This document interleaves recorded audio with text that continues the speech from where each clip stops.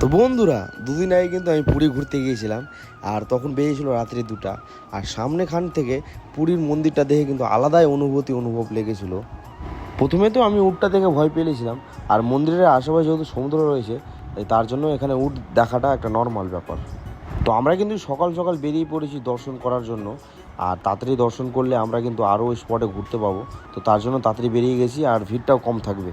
আর জগন্নাথ মন্দিরের যে মান্যতা রয়েছে যে হাওয়ার বিপরীত দিকে পতাকাটা উড়ে, সেটা কিন্তু ঠিক। আমি কিন্তু নিজের চোখে দেখলাম সেটা।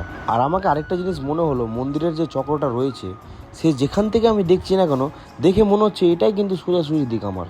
সত্যি এই মন্দিরে কিন্তু আলাদা অলৌকিক ব্যাপারটা আছে। এই প্রচণ্ড গরমের মাঝখানে কিন্তু আমাদেরকে লাইনে দাঁড়াতে হবে। আর এখানে কিন্তু সময় সময় পর পর কিন্তু বৃষ্টি হয়ে থাকছে।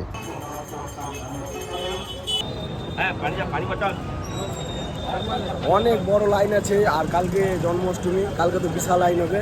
ভক্তদের আশা কামনা মনোকামনা ভগবান পূরণ করুন। জয় জগন্নাথ। মন্দিরের ভিতরে মোবাইল নিয়ে যাওয়া কিন্তু নিষেধ, তাই জন্য আমরা এই দোকানে কিন্তু মোবাইলটা রেখে দিলাম। আর পার হেড কিন্তু 10 টাকা করে নিল।